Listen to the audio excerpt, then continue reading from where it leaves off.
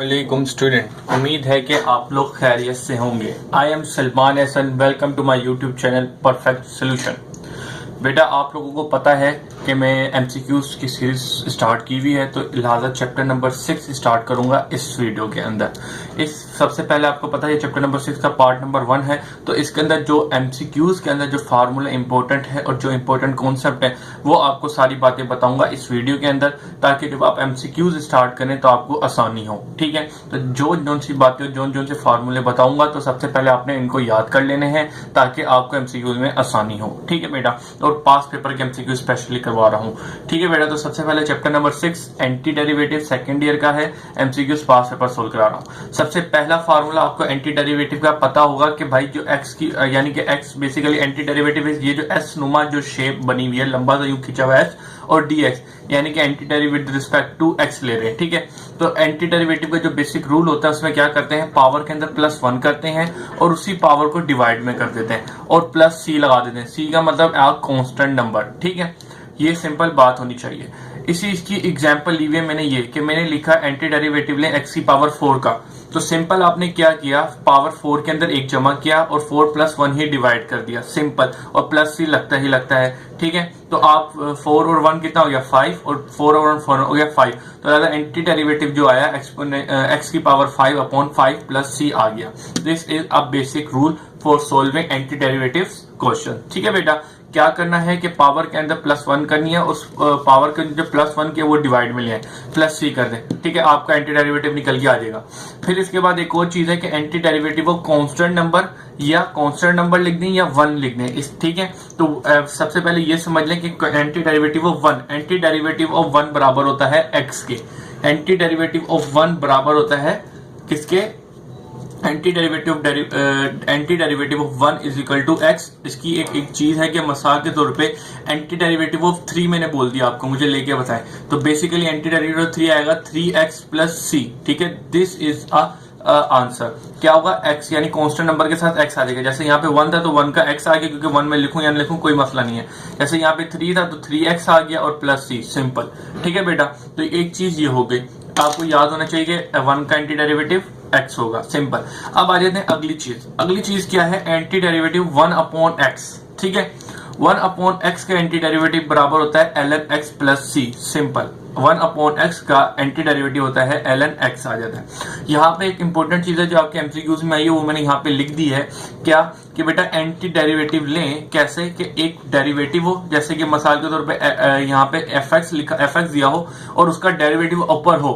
ठीक है, उसका हमें एंटी डेरिवेटिव लेना हो तो ये बराबर हो जाएगा ln fx, यानी कि जो डोमिनेटर में होगा वो ln के अंदर आ जाएगा। ठीक है, तो सिंपल। तो जरा देखिएगा इस फार्मूले को, देखिएगा यहाँ पे लग रहा है जैसे कि x है यानी कि fx दिया हुआ है, ये fx हो जाएगा x दिया हुआ है। ठीक है, आपने इसका डेरिवेटिव लिया, x का डेरिवेटिव ले क्या आएगा 1, तो देखिए ऊपर आ गया 1, तो जरा देखिएगा यही बन रहा है कि fx दिया उसका डेरिवेटिव ऊपर आ गया यानी कि f' आ गया, तो x है ऊपर इसके क्या आ गया 1 आ गया इसका डेरिवेटिव, तो हम क्या कर देंगे ln x लिख देंगे। तो ln x क्या है, नीचे जो लिखा हुआ है x यानी कि fx जो दिया हुआ है उसको ln x ले लेंगे, सिंपल।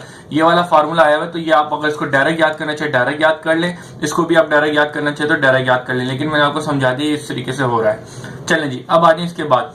अच्छा जी बेटा, anti derivative on a linear equation, आप देखेंगे लीनियर इक्वेशन यानी कि x की पावर 1 होगी, तो ऐसी इक्वेशन होगी, इसके ऊपर एंटी डेरिवेटिव लेंगे तो क्या करेंगे। बेसिकली बेटा बेसिक रूल हमारा वही रहेगा कि पावर के अंदर +1 किया और वही डिवाइड कर दिया। देखेंगे n+1 किया और वही डिवाइड कर दिया, लेकिन जो इक्वेशन होगी ना इक्वेशन, उसका डेरिवेटिव लेना d/dx, यानी कि इस इक्वेशन का डेरिवेटिव जो होगा वो डिवाइड कर देना क्वेश्चन से। ठीक है, यानी कि इसका मैंने एंटी डेरिवेटिव लिया और इसका डेरिवेटिव डिवाइड कर देना इस इक्वेशन का, सिंपल, और प्लस सी कर देंगे। इंशाल्लाह जब इसकी एमसीक्यूज करेंगे तो आपको ज्यादा अच्छे तरीके से समझ आ जाएगा। चलें जी, अब अगला करते हैं exponential, anti derivative of exponential. बेटा anti derivative of exponential exponential ही होता है। जिस तरीके से डेरिवेटिव के अंदर आपका डेरिवेटिव का एक्सपोनेंशियल डेरिवेटिव होता था, इसी तरीके से एंटी डेरिवेटिव का एक्सपोनेंशियल एक्सपोनेंशियल एक्स ही होता है, सिंपल, और प्लस सी उसके साथ लग जाता है। अच्छा जी, ये तो बात हो गई, लेकिन इसके अलावा जो चीज आपके एमसीक्यूज में आ रही होती है ज्यादातर वो ये आती है कि एक्सपोनेंशियल एक्स, यानी कि एक्सपोनेंशियल बॉक्स का फार्मूला। बेसिकली ये क्या होता है कि x से बढ़ के कोई भी वैल्यू आ जाए तो हम एक्सपोनेंशियल बॉक्स का फार्मूला लगाएंगे, सिंपल। ठीक है बेटा, तो इसके अंदर क्या होगा, एक्सपोनेंशियल एक्स क्या होगा, एक्सपोनेंशियल एक्स ऐसी कैसी आ जाएगा, लेकिन ये जो बॉक्स उसका डेरिवेटिव डिवाइड कर देंगे, सिंपल। इसकी एग्जांपल मैं आपको इस तरीके से देता हूँ, 2x2 लिख देता हूँ। ठीक है, मैंने बोला इसका मुझे एंटी डेरिवेटिव लेके बताएं, तो जरा देखिएगा एंटी डेरिवेटिव इससे बड़ा है, तो सबसे पहले करूंगा एक्सपोनेंशियल बॉक्स, यानी कि जो बॉक्स के अंदर लिखा वो लिख दिया, और divided by derivative of box. तो बॉक्स क्या है, 2x² है, तो अगले स्टेप में मैं इसका डेरिवेटिव डिवाइड कर देता हूं, तो ये 2x² upon derivative 2 to the 4 और x आ जाएगा, सिंपल। 2 में से गया, पावर में से 1 बचेगा, तो this is a right answer. ठीक है, तो आपने डेरिवेटिव डिवाइड कर देना जो पावर के अंदर दिया हुआ, सिंपल। ये कब लगाएंगे, जब x से बढ़ के वैल्यू दी गई होगी। ठीक है, मुझे ये चीज भी आपके क्लियर हो गई होगी। अब हम लोग चलते हैं आगे। अब बेसिकली बेटा ये जो फार्मूले हैं, ये टोटल फार्मूले लिखे, इसमें से है ट्रिग्नोमेट्रिक फंक्शन के, साइन, कोस, टेंजेंट, कोट, सेक और कोसेक। तो साइन होता है माइनस कोस के, कोस होता है साइन के, tangent ln sec x plus C, अच्छा प्लस सी, कोट का होता है ln sine plus C, sec होता है ln sec plus tangent plus C, और कोसेक होता है ln sec minus cot x plus C. Basically ये जो 6 फार्मूले आपके पास डायरेक्ट एमसीक्यूज में आ जाते हैं, और अक्सर क्वेश्चन के अंदर भी सोल्व करने पे जरूरत पड़ती है, तो लिहाजा आपको ये चीज पता होनी चाहिए। ठीक है बेटा, चलिए जी अब आगे चलते हैं। अब इसके अलावा ये जो 4 फार्मूले ये भी आपको याद होने चाहिए। ठीक है, तो जरा देखेंगे, सेक स्क्वायर एक्स का एंटी डेरिवेटिव टेंजेंट होता है, कोसेक स्क्वायर का माइनस कोट होता है, और सेक इंटू टेंजेंट होता है सेक का, और कोसेक होता है कोट एक्स का।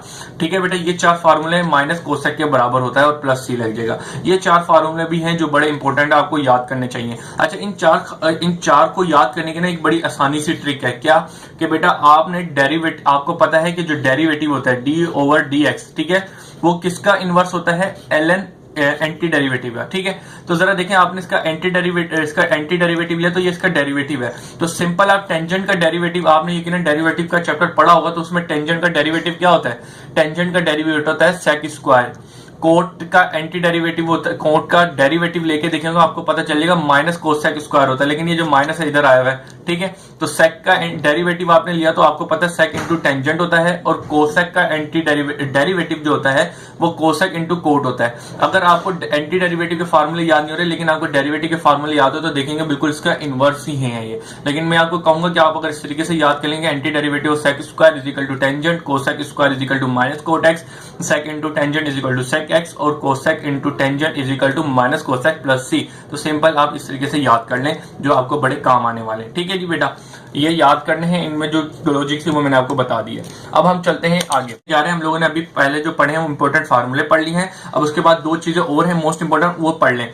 इंटीग्रेशन बाय पार्ट्स का एक ये फार्मूला है, आपको पता होना चाहिए कि एंटी डेरिवेटिव के अंदर जो 2 चीजें मल्टीप्लाई होती हैं, हम ये वाला फार्मूला लगाते हैं। ठीक है, तो यू डॉट वी यानी कि 2 यकीनन कोई ना कोई टर्म्स होंगी वो मल्टीप्लाई हो रही होंगी, तो बेसिकली यू जो वैल्यू होगी यू मल्टीप्लाई कर देंगे एंटी डेरिवेटिव ऑफ वी, और derivative of u multiply by anti derivative of v, और इस होल के ऊपर लगा देंगे एंटी डेरिवेटिव और माइनस कर देंगे इससे, सिंपल। ये एक फार्मूला यकीनन आपको एक्सरसाइज में प्रैक्टिस की होगी, याद हो गया होगा। अब इसके बाद करते हैं हम ये वाला फार्मूला।